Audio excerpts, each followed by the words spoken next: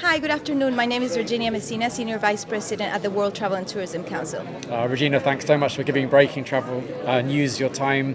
Very, very excited to kick off the World Travel and Tourism event here in Saudi Arabia. Tell the readers of Breaking Travel News, what are the real key messages that we need to understand from this important event in the calendar?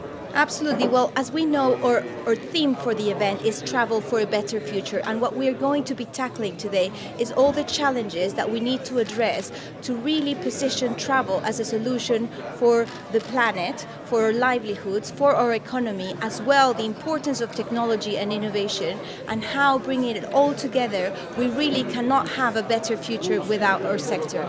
So tell me a little bit more about what those challenges are. We're post-pandemic, we've got economic challenges going on around the world. Give us a kind of flavour of what those challenges are that you're really looking to kind of address with all of the nations here.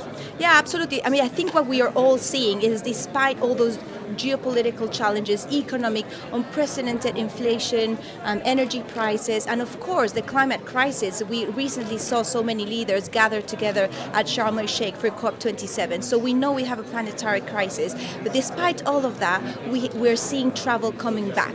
Our sector has always been incredibly resilient. Over the last decade, we have always had very strong recoveries. Of course, COVID hit us harder than any other sector, but we are seeing travel coming back in every single region around the world. And in terms of travel and its relationship with the global economy, give us a sense of kind of travel and tourism and its importance and relevance in the world today.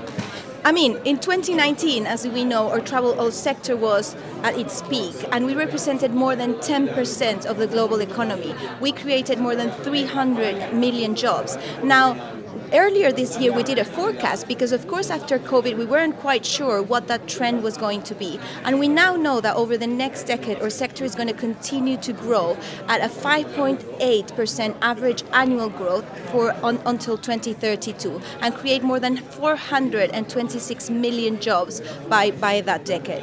And what's changed? How have behaviours changed as we look forward into 2023? What can we expect to see from travellers and consumers? I think we're seeing big trends around sustainability. Travelers and consumers are a lot more conscious. They want to travel more sustainably. They want to make sure they're making the right choices. And we're also seeing those changes from the business side, where we're making, huge innovations to make sure that we are all being a lot more green, as we say. So that's one big one. Obviously, health took a very important role post-pandemic. So we're seeing loads of government implementing policies to strengthen not only safety and security, but of course, also health and other protocols. But we are seeing, again, a decade of growth. We're seeing more destinations across the world. So we're not only seeing travel around cities, which we'll be talking about, and cities are definitely coming back, but we'll also see a lot more destinations around the world investing in tourism, which is something wonderful to see. And I understand you've had record participation in the event this year as well. That sounds very promising in terms of the world coming together to solve some of the challenges that we face.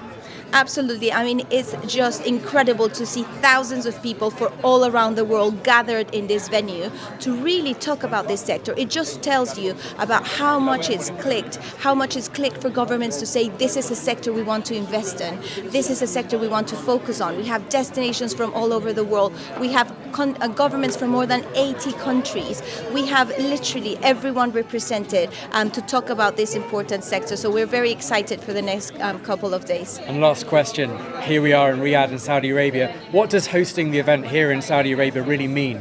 I think it talks about the important commitment that this country has for this sector. As we know, their Vision 2030 lines up this transition of their economy, and it just makes us really, really proud that one of their sectors they're looking at to do this is travel and tourism. Virginia, thank you so much for giving us your time today. My pleasure.